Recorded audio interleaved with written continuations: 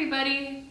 I just want to give a content and trigger warning for this video. I will be discussing domestic violence, so if you're uncomfortable with watching that kind of content, then please exit this video.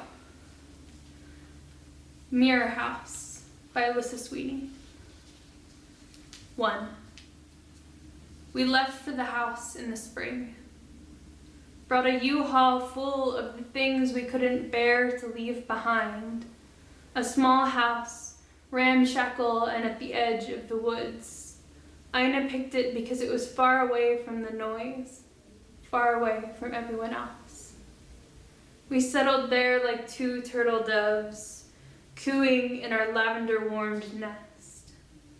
I loved her, needful and buzzing, with the hot static of desire for her and her validation. Ina perched on the step, watchful eyes tracking my movements as I carried boxes into the living room.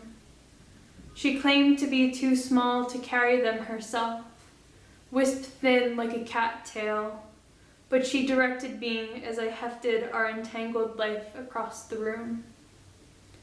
She led me to the kitchen after we unloaded our objects, eyes changed, hands twisting in mine, and untwisting to hand me utensils to wash. She said as I washed, "At least you can do this right." When I finished, I looked straight into the silver divot of a spoon and saw only her reflection. She asked me a question. "Are you even listening?" Bitter, acrid taste after the melting sweetness in my mouth. I couldn't answer, could only stare at the Ina shining where my face should have been in the spoon. Spoon Ina asked me the same question. "Are you even listening?" I looked up at Ina, real Ina, and cleared the riotous crowd of onlookers from my throat. Yes, I am listening. I think that's a great idea." Ina's hardened eyes grew softer. I loosened my throttling grip on the spoon. 2. The day after we arrived, Ina led me to the basement, where she had me put books on the towering bookshelf made of glass. She pointed, and I obediently began shelving books, the reedy smell of paper wafting out from the pages. I did as she asked, because I loved her, and because somewhere, gnawing at the back of my mind, I was afraid. Dialectics. Two opposing truths held at once. As I placed each book, I found Ina staring back at me in the sleek sliver of space between the spines and the top of the shelves. "Ina," I said, "why can I see reflections in the shelves?" She did not falter, only waved her hand, said, "The mirrors were there when the last owner built it." I did not look at her eyes long, but I knew that she was lying. 3. Days later, I lay in our bed, restless and unnerved. Ina was out, somewhere, and her presence was heavy like a womb. When I glanced at the alarm clock, I saw Ina's face mirrored on its glossy surface, her eyes telling me what I had failed to live up to. Ina's glasses on the dresser sat askew, and I longed to see my own face in their shiny panes, but Ina stared back at me, watching my movements, keeping track. When I looked at the handles on the drawers, I saw that they had been changed to reflective glass.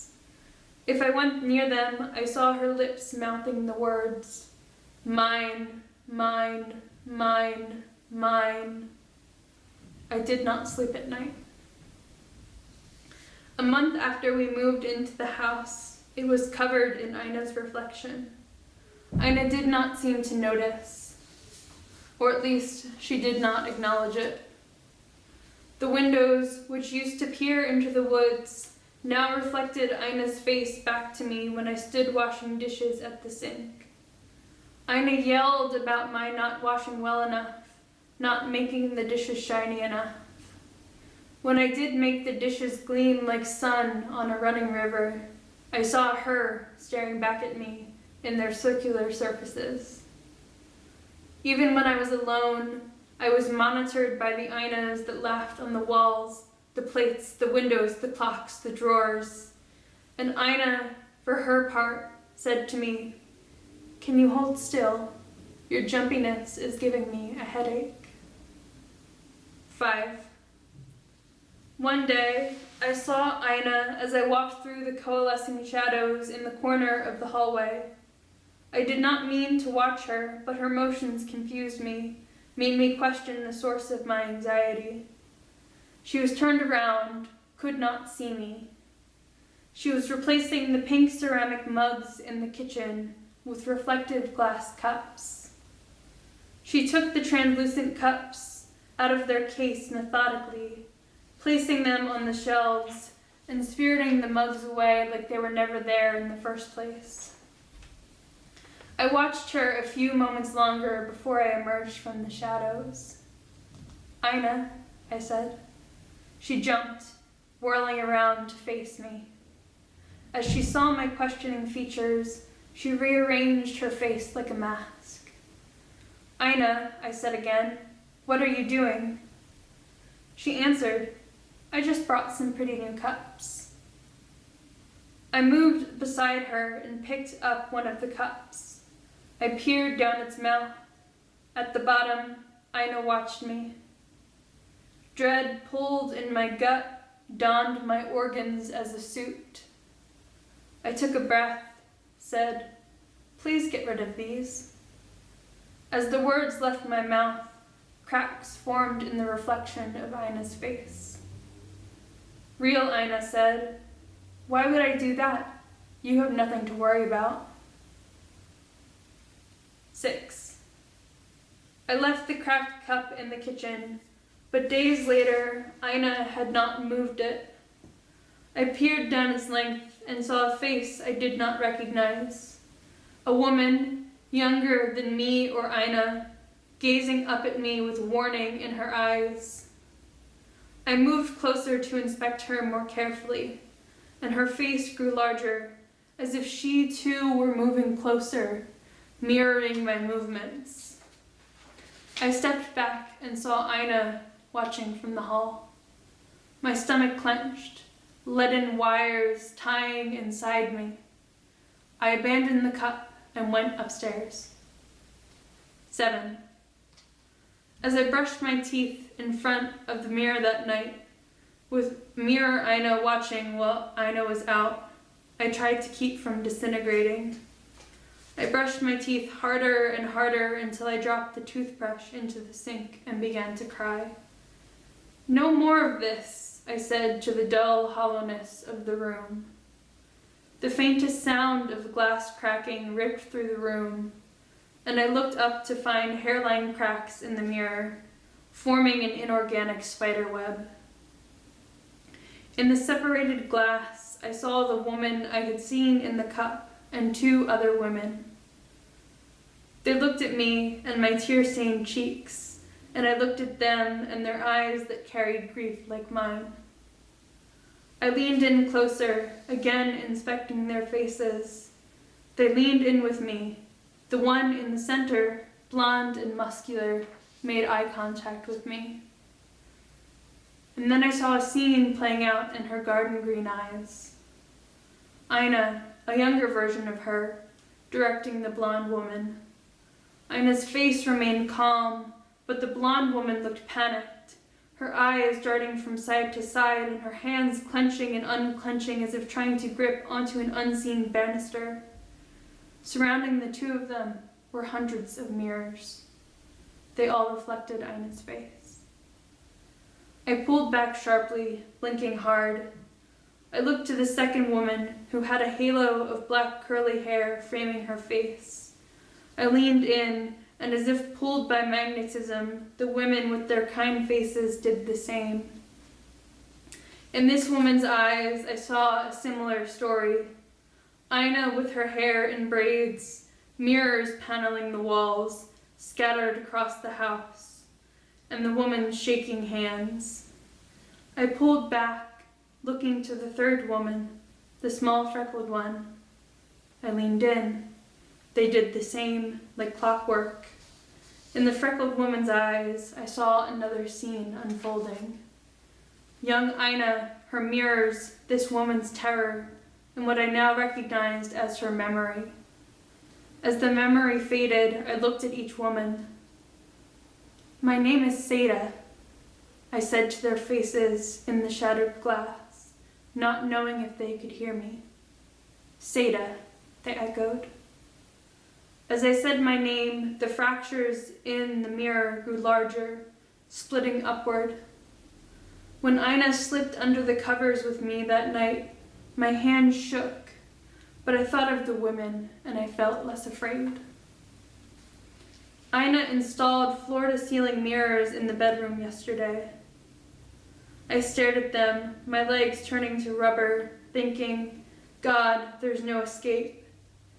While she was in the kitchen, I went to the bathroom mirror, where the women lived in the cracks, and they showed me in their eyes how they left Ina, quietly, while she was gone, the safest option. I realized when they taught me this that these women were not trapped in the mirrors. They had come across space, across lives to help me. So when Ina left to run errands on Thursday, I went to the bathroom mirror and told them I was leaving her.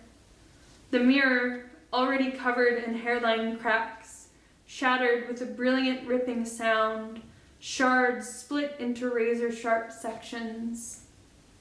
Leaving her, the women echoed, and I saw in their eyes that they would do what they could to get me out of here. As I gathered my meager belongings, I found that all of the mirrors in the bedroom were shattered, their smooth panes ruptured as if someone had taken a hammer and smashed them. I went downstairs to find the front door. I passed shattered mirrors and realized that they covered every inch of the house and made it impossible to know where the door was. I felt around the glass shell of the front room, fingers tracing over mirror after mirror, but I could not find the front door. Eventually, defeated, I went back upstairs to the bathroom mirror. 9. As I stood before the bathroom mirror, I saw someone I did not recognize in the millions of tiny mirrors born from the shards.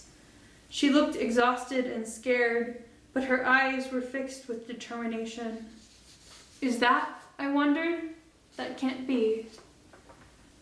But it soon became clear that the woman I saw before me was me, multiplied by the millions, eyes fighting. I reached out to touch my own face in the mirror, and my hand slipped through the clear pane. I pulled my hand back, startled, and then I reached in again, feeling for my face. I reached deeper this time, so deep that I crawled up on my knees onto the counter and entered the mirror. 10. On the other side of the mirror, I met the other women. They told me their names: Edme, Jada, Tilly. They told me with their hands in mine, "You are safe here. Here she cannot hurt you." In this new life on the other side of the glass, I still grew ill at the sight of a mirror, and reminders of Ina shocked my system, but I was not alone. I was not alone.